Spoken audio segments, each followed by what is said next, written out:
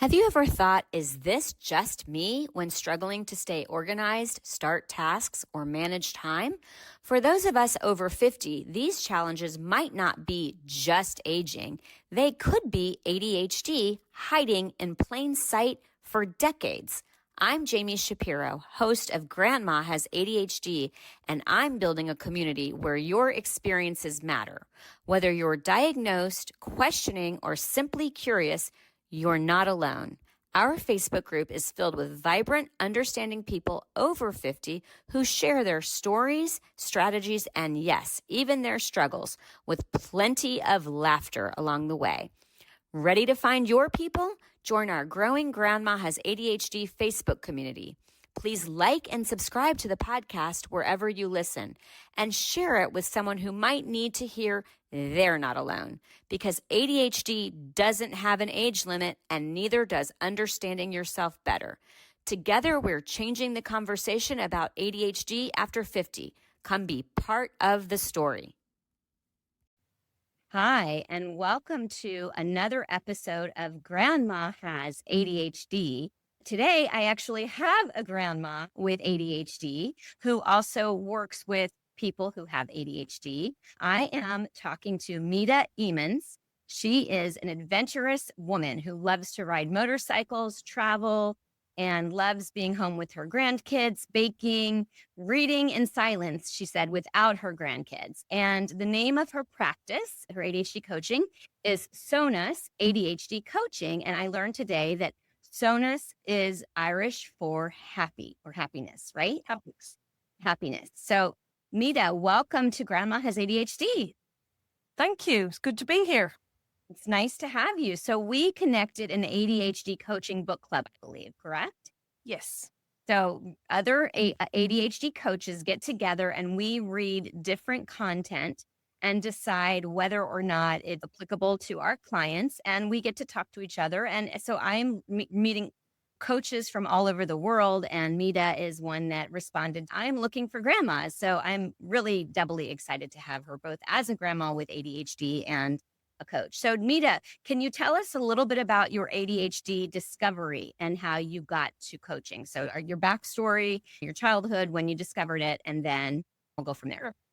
Yeah. So I suppose I should have known longer ago that I have ADHD. I have 4 children who are now adults, and they were all diagnosed between the ages of, I'm going to say 5 and 10 years of age. So that would have been in the early noughties from 2000 to 2010. So they would all have been diagnosed. In Ireland, there wouldn't be a huge awareness of ADHD. Certainly then, there was no awareness of ADHD. It's getting better now. So there was no support. There was no help. I tried for a couple of years, and then eventually I realized I need to just advocate for my kids and be there and have their backs, because the teachers weren't on board, didn't realize it was a thing. So they all went through their whole schooling, and some of them went to uni, and they went through the whole thing without any supports at all. Medication wasn't ever offered. It was never an option. Medication is now becoming a thing. And about 3 or 4 years ago, my older daughter had said she wanted to try meds. And I was a little bit kind of taken aback. And in talking to another friend, he asked what my reluctance around meds was. And I said, I don't know anything about it. I feel it's not something I'm keen on, but I'm willing to learn. And he told us that he had been diagnosed with ADHD 6 months prior to that, started meds, and has transformed his working life. So my husband isn't my children's father, although I suspect he also has ADHD. But my husband now and I both went and had an assessment, and we were both diagnosed with combined ADHD. So it was no surprise at all. And actually, when it came to the assessment, I nearly didn't go ahead with it because I thought, I know I have it. And then I decided that actually I would like to know, I would like to be able to say, because a lot of people don't really believe ADHD is a thing. It's so frustrating. Well, we all do this. I have a bit of that. And I kind of figured if I could sort of say, yes, I have been diagnosed by a psychiatrist, somebody who knows what they're talking about. It's not a quack. It's not some fella dancing naked under a waterfall. Qualified medical doctor. And so we both got diagnosed. So like I say, it was no surprise. But in that journey, I started learning about ADHD coaching because that was a new thing. And when I started looking at coaching, because I was thinking it might help some, I was reading somebody's website. I could do that because my career, I've worked with children for the last 35 years. So I work with a lot of school-age children, they're 4 to 12 years old, and 5% of them will have all kinds of additional needs or special needs. And so I'm used to all that.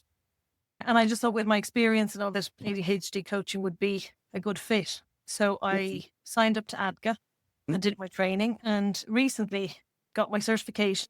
So I'm still new to the coaching and I'm still not entirely sure where I'm going to go with it. I'm kind of feeling like I might end up coaching parents of children because there's so many children falling through the cracks. Well, given that you did I get that right? Every single one of your kids have ADHD? I can't even imagine. So I want to hear a little bit about your household and especially managing that household. This is the same for me. I didn't find out until I was 45 and I struggled to run a household. But I want to hear first a little bit about your childhood, looking back at the pieces and now seeing where was ADHD? Do you see it now? Is it that you learned about it, where it showed up for you as a child? Oh, it was always there. I was in trouble always. And actually, I think that's half of the baggage that you carry with you into your adulthood. And I would always have been in trouble. I was always adventurous. Jumping off things. There was a kind of an element of if she was a boy, her behavior would be acceptable. But girls shouldn't be on the roof of the school and they shouldn't be climbing trees and they shouldn't be jumping off things. So you said you're combined type, correct? I am also combined type. And that just goes to show how different combined type can look because I actually have too much anxiety to take any physical risks. I will take risks. I'll get up on stage. I'll embarrass myself. No problem. But I have a fear of heights. I have no fear. I would imagine that as a child, it would have been hyperactive because I was always throwing myself off things. And I'm not hurting myself, but I had no fear. I'd climb trees. I'd jump off things, all that kind of stuff. So now that you're putting pieces together, do you see it in either of your parents? Oh, yeah. And kind of tricky, though, because I kind of see it in lots of people. And then in that whole, people say to you, oh, everybody has that. And you're going, no, they don't. And then I'm looking around, I'm thinking, oh, everybody has that. But I don't know, just all the people I know. Well, you've got a lot of people that have it. My partner doesn't. So I actually do live with someone that's normal or neurotypical. I hate to use normal, but I know. You can really see the difference in the way that I go about my life versus the way that he goes about his life. It's a thing. I see it now with my kids and their partners. So I've got 4 kids and 2 of them have partners. And when we're sitting around the table and it's the 6 of us and the 2 kind of partners, and you can really see the neurotypical. And I'm sure they probably have a little bit of something going on. Our house is like a madhouse. There's a lot of quirks. And in fact, the kids have often said they're glad they all have it because it would be really difficult to have been the one that stood out. And in my house growing up, I have 2 brothers, one older, one younger. And they would both have been very quiet. I'd say, you asked about parents, I'd say there's autism and ADHD. Autism more in my mother and ADHD more in my father, but my brothers would be much more, I'm going to say nerdy. They were not adventurous. One of them rides a motorbike, but they would have been more sciencey and inquisitive that way, logical. They're computer programmers. My grandfather was a scientist, and in my family, they're all engineers or a lot of science-based or teachers, and me. Because this is interesting. Would you say there's any family strain looking back now, any relationship troubles? I'm asking because I have 2 parents with ADHD as well, and definitely strained relations as a result of probably emotional dysregulation. My dad would have moved jobs a lot more than my mother would have liked him to. And there would have been a lot of periods of less income coming into the house than would have been ideal. So looking back when they talk about triggers or signs and job jumping would be one, house moving would be another, signing up for scuba diving and then signing up for violin lessons or that kind of jumping. Dad would have been very much where mum would have been much more organized. And like I say, more on the autism spectrum. but with a lot of RSD. Rejection sensitive dysphoria. Anybody, because remember, a lot of the people who are listening to this podcast and I'm discovering are really new to this ADHD conversation. And I'm really gearing the conversation to people 50 and over. I say they don't have to be grandparents. And I actually do have a friend of mine who is a grandmother who is in her 40s, but because she's a grandma, I'm going to interview her for Grandma Has ADHD. But so one of the things that I really like to do is talk about when you discovered or you realized how you had ADHD and what that looked like for you, and then what you would tell someone who's listening who is putting the pieces together for themselves. I guess for me, it wasn't a surprise. And I'm 53, so I became a mom at 18, which again, big sign for ADHD because a lot of teenage moms. And I became a grandma when I was 36. My 17-year-old son had his child, again, ADHD. So I'm very much ahead of my age in my stage, if that makes sense. I was married with 4 kids at 27. So my kids moved out. We've been empty nesters for 3 years and I'm only 53 now. So I'm kind of 10 years younger than my stage, if that makes sense. Yes, that absolutely makes sense because I'm 55 and I have a daughter who will be a senior in high school. Yeah, well, my grandson is 16. He's headed off now to Irish college for 3 weeks yesterday. Wow. So this is what I'm saying. So I'm in a different, but it also means that I had come out of, I'm going to say, the throes of motherhood when the children are busy, when the house is bursting, when there's a lot of stuff going on. And I hadn't hit menopause, you know what I mean? So I was able to do all of that, get that behind me, and then kind of hit menopause, which is a pain in the arse, but that's another day's story. Well, no, actually, menopause is really relevant to this story. And I will tell you personally, my ADHD symptoms have gotten significantly worse. I'm not officially in menopause, although I'm 55. I just have to get the year right. But I mean, it has gotten so much worse. That's one of the things that they find it that people discover their ADHD is either when their children are diagnosed or when they're in perimenopause because it's estrogen is so procognitive. So it's not a second story. I just wanted to kind of throw that out there. But absolutely. But I suppose from my point of view, I don't have any other stresses or strains or things pulling out of me. My children have moved out. And like I say, I'm with my second husband. Now we're 18 years together, but we have a great relationship. We really like each other.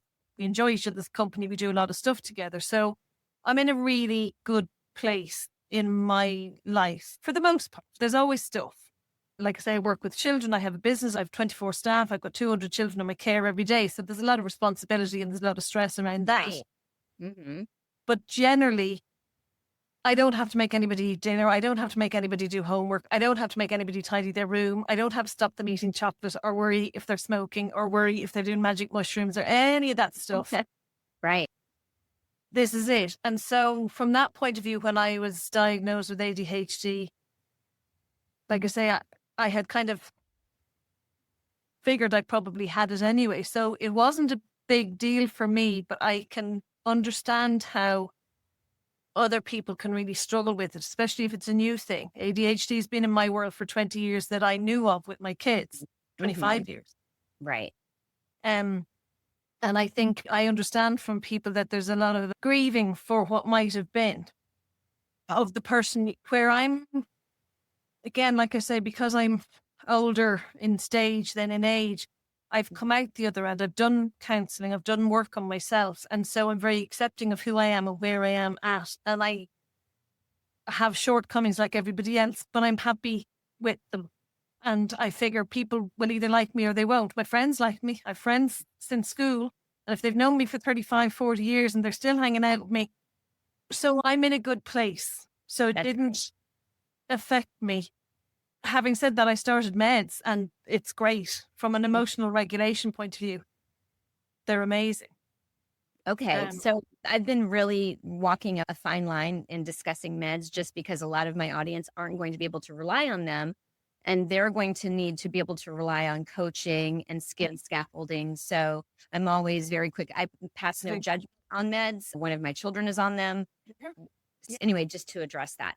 So that's great for you. So would you say that you did battle the rejection sensitive part prior to the meds? I think I would have come to a place probably when I turned 40. I think we all hit 40 and you become less concerned about what other people think, and you start to have more faith in yourself. I think when you're younger, you worry about what people think. You worry about people judging you. You worry about people looking at what you're wearing or looking at how you parent or looking at what car you drive. And I think as we get older, we start to worry a little bit less about these things. And for me, when I hit 50, I kind of cared even less what people thought. But again, that goes to maybe my contentness with where I'm at.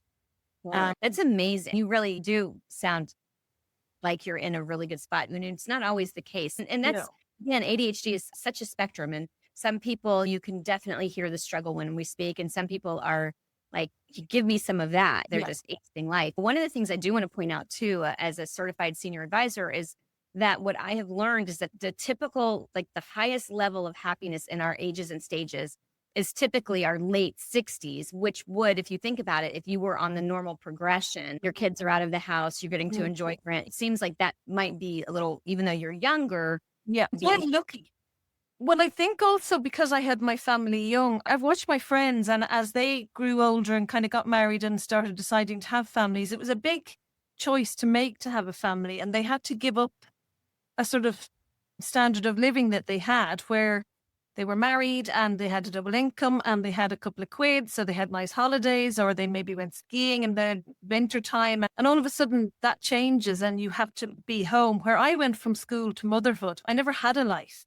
So I never had to give up on cool stuff that I was doing because I hadn't started doing anything cool. So by the time my kids grew up and I started having a little bit of freedom, it was like, well, hey, this is great. So from that point of view, it could have been easier, but also carried a lot of the baggage from childhood and from growing up. It was bad enough I was the one who got pregnant before I got married. I married my childhood sweetheart. We subsequently divorced, but I wasn't sleeping around. I wasn't promiscuous in any shape, way, or form. I got pregnant when I was 18, but the judgment was huge, you know? And of course, then as my kids grew, my son got pregnant at 17, which again is sort of like, oh, what kind of mother is she? And my daughter got tattoos when she was 14 and the other daughter got piercings. And so the kids were always pushing boundaries. Mine do as well.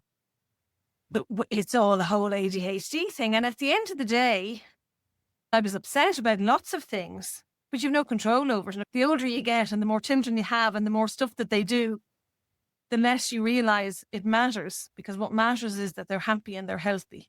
And it doesn't matter if they've pink hair and 17 earrings and a tattoo. Like, it's all about perspective. But I know it's trickier if it's your first or when you've only got one or two children and you're not being bombarded with. I mean, there was always one of mine doing something that wasn't ideal. So let me ask you a question. When you were managing a household, I know how I felt. And again, I didn't know I had ADHD. I'm like, why can't I get it together? Like, I always felt like I just did not run an efficient household the way that I perceived other people running it. Was that something that you noticed? Yes. You noticed it. Okay. Yes. And the house was always chaotic and it was always untidy. It wasn't dirty because I had to clean, because, well, I was always working full time and I had all the kids, but it was always untidy. And I always hated when people called around or when somebody came unexpectedly. And my mother-in-law was always difficult and judgmental around that and made me feel less than. So looking back, I think it was always a struggle. And it was only when the kids moved out and then they'd come back and visit and you realize they come in and they take off their headphones and they take off their hat and then they take off their bag and then they take off their coat and their umbrella and their jacket and their hoodie. And then they kick off their shoes and there's just stuff everywhere. When you multiply it by 4, and that's before they start making a sandwich or making a hot chocolate or there was just always stuff everywhere. And it seemed like you're just constantly tidying up. And somebody likened it to like trying to brush your teeth while eating sweets. That was what it was like in the house. You turn around and when you come back, there was another. So I was all the time shouting at people, giving out to people, living in a mess. So I didn't realize it at the time, but I would clean before I would have people come over. I mean, so that dopamine would kick in because I was the same. I just could not keep it together. And I shoved things in closets and I did what I had to, but I would turn into like a tyrant when people were coming over because then I'm like, it has to get done. I'm so goal oriented, but I love the common experience. And I think that's one of the things that people, when they're listening to this podcast, are connecting to is, oh, I hear myself in that. I'm actually reading a book right now called The Book Club for Troublesome Women. And it set place in the 60s, interestingly enough, while things are changing for women's movements and their roles are changing. And one of the characters is so clearly ADHD. It's crazy. Like she's always starting a new project. She hasn't unpacked the boxes in her house. It's just so funny to now see it and to put this together. But okay, we're going to take a break. And when we come back, I would love for you to sort of give a little coaching advice to people who are listening that you think is just like the best advice you could possibly give to someone who's discovering they have ADHD. And aging with ADHD has its own challenges, right? And then ADHD. So combining the two. We're going to take a pause and we are going to come back with Mide Emans. Did I get it right? Yep. Sona's ADHD coaching.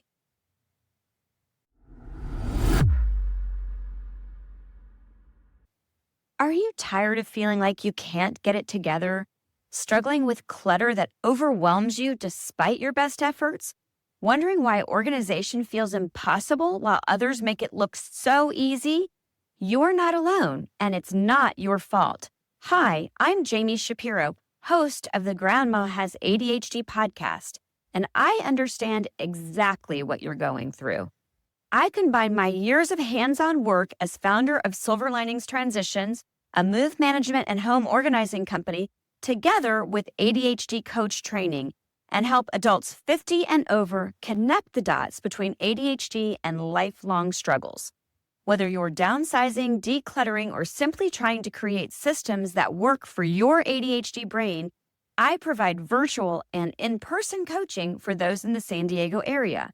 Together, we'll develop practical strategies that honor how your brain actually works, not how you think it should work. Ready to trade shame for understanding? Visit grandmahasadhd.com or call to schedule a discovery session at 760-607-7377. Because it's never too late to finally make sense of your story.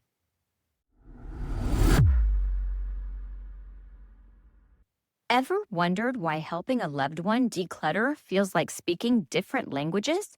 I did, especially with my mom. It wasn't until I founded Silver Linings Transitions, helping San Diego seniors organize and move for over a decade, that I discovered why.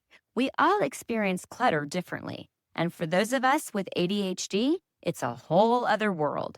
If you are listening in the San Diego area and feeling stuck with moving, paperwork, photos, or home organization, our team at Silver Linings Transitions gets it. We understand ADHD's unique challenges, and we won't just help you get organized, we'll create sustainable systems that finally stick. Schedule a consultation with our team today at 760-522-1624. That's 760-522-1624, or find us at silverliningstransitions.com. So I had asked you, as a coach and someone who has accepted your own ADHD, what would you say to a client or a friend who was coming to you and saying, I'm pretty sure I have ADHD, whether they decide to go the route of getting a formal diagnosis or not? Actually, my formal diagnosis came from my child psychiatrist, who said, you absolutely have it. And then when we have ADHD, we sort of go down the rabbit hole of some interest. So my interest has been ADHD. And then going through the ADHD coaching program, I don't believe everybody has to have that formal diagnosis. And what I say is that even if you don't have ADHD, there's nothing we're going to teach you about strategies that is going to be counterintuitive to being neurotypical. So what would your advice be? Because here I am going on and on. Oh, yeah. No, absolutely. And it's funny when you say that. ADHD diagnosis is based on a series of behaviors and difficulties you have with things, and you have to reach a criteria to an amount in various settings to be diagnosed. So there are people who don't have ADHD, but they do have some of the signs and symptoms some of the time. So coaching is going to work with everybody, even if you have fewer symptoms or more symptoms. And I suppose the thing with coaching is the idea behind it is that my job as a coach is to hold space for your job as a client. So you're coming with something you want to work on. So let's just say you can't get out of the house on time or whatever it is, and we'll work on that. But I could be working with a different client with exactly the same thing, but you'd come to a different conclusion because you're finding your answer to your issue and they're finding their answer to their issue. Mm-hmm. What I'm really trying to do is help rewire and to go back to focus on the times where you've done something and it did go right and it went well and you succeeded, where a lot of people, there'd be a negativity bias. So you just think, oh, well, every time I do that, it goes wrong. Actually, my job is to sort of say, every time, can you not think of any time that it went right? And then when we find that time, we find out how it went right or what went right or which bit of that can we pull back out for you to focus on the next time you're going to do the thing. So it's a process that can work really, really well, whether you have a diagnosis or you don't have a diagnosis. And it's really just to help find solutions for you to do the thing that you're struggling with. And it could be as simple as leaving the house on time with all the things you need to have in your handbag. Or it could be bigger things, depending on what clients are bringing. So it's a very worthwhile exercise.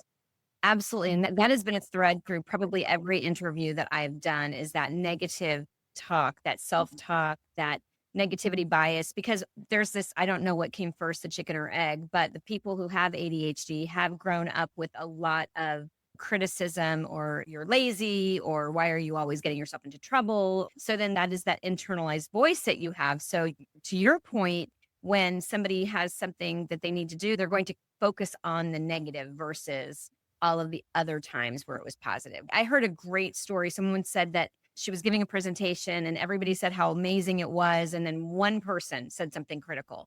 And that was the thing that she chose to focus on. And that is something, I see your head nodding. For those of you who are listening and not watching on YouTube, yeah, it's a thing. And the thing is, it just have to be negative in the terms of people saying you're very lazy or you're always late. But it's when people are saying, can you not find your shoes? Your room is still untidy, or it's negative comments, even if it's not like accusatory. But it's that, oh, you're always doing this, that there's so much negativity. Sure. So as a grandma, I love that you're a grandma with ADHD. What would you say the role of ADHD has impacted on your relationship with your grandchildren? That's interesting because I've 2 grandchildren here and 4 step-grandchildren in the UK that we see regularly. And one of them is actually currently being assessed for ADHD. He's only 7. He'll be 8 in October. But the grandkids here, like I said, the eldest is 16 and there's no sign of ADHD there. The 5-year-old, maybe, it certainly keeps us on our toes. But I forgot my question. You think that do you see any impact of being a grandparent, like how you might grandparent differently with ADHD and that relationship that you have with your grandchildren? Well, like I say, we're very young grandparents, so that sets us aside. We are very cool grandparents. We both ride motorbikes.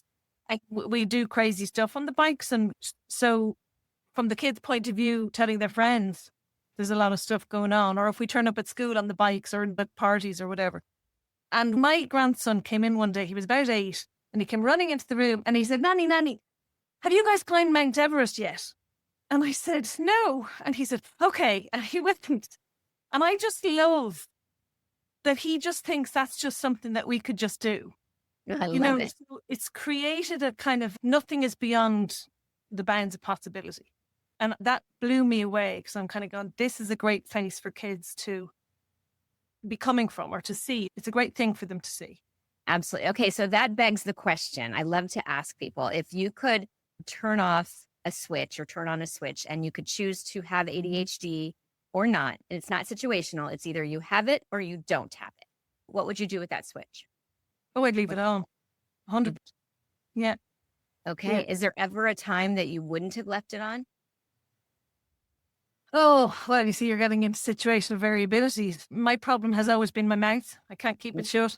And I get into trouble. Well, I might resemble that remark. Well, that's the thing. And I stand up for things. If there's a wrong being done, I'll stand there. I'll say it. And that doesn't make you popular. Not politically or anything like that, but even in a school setting, or if there's something going on and parents are all giving out, I'll say, well, let's go in and tell them that we're not happy with this. And they'll go, yeah. And I'll march off and I'll be standing in front of the principal going, blah, blah, blah, blah, blah. Yeah, And I don't think it's true. Nobody's followed me. I'm just the one in there causing a row. Well, we have a strong sense of justice. That's one of the things that I actually love about having ADHD friends and coworkers, is that you can trust them because we have that strong sense of justice. So you would keep the button up. Keep the button up. Okay. Any other words of information or advice, as well as how can people find you, that you want to leave with our guests? I try to keep the podcast as short as possible because you and I both know that if you have ADHD, your attention is so small or so much. I suppose one of the things that I'm getting regularly from any research or any bits of information I'm getting is that the most important thing around ADHD and caring for or managing or looking after or being there for somebody with ADHD is to be educated, to understand it. You need to know what it is, why it happens, how it presents, know their triggers, what upsets them, what can be done, and that a lot of the time they can't do a thing. It's not that they won't do a thing, it's that they can't do a thing. And to understand that and accept it and to try and find the scaffolding, and that it's the environment around the person with ADHD that needs to change. The person with ADHD can have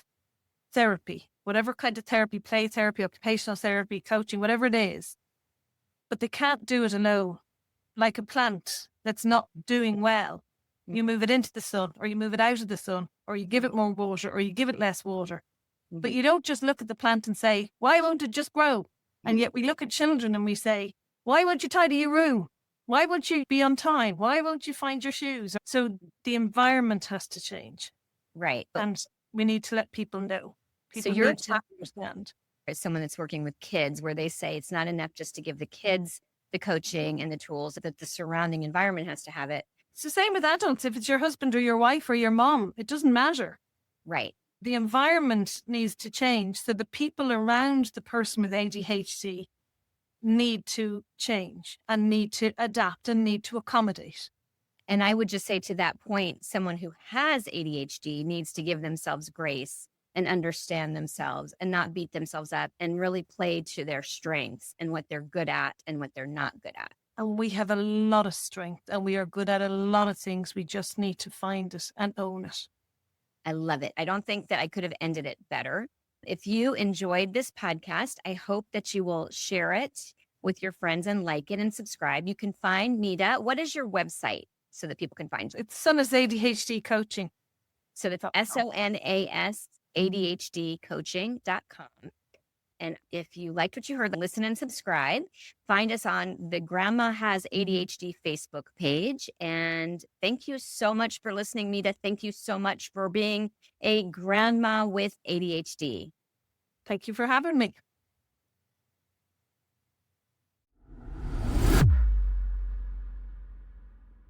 The opinions expressed on Grandma Has ADHD podcast are those of our guests and hosts and are intended for informational and entertainment purposes only. This podcast does not provide medical advice, diagnosis, or treatment. The content discussed in this episode is not a substitute for professional medical advice, diagnosis, or treatment. Always seek the advice of your physician, mental health professional, or other qualified health provider with any questions you may have regarding a medical condition or mental health concern. Never disregard professional medical advice or delay in seeking it because of something you have heard on this podcast. If you think you may have a medical emergency, call your doctor or emergency services immediately. The host, guests, and producers of Grandma Has ADHD do not assume any liability for the content of this podcast. Listen at your own discretion.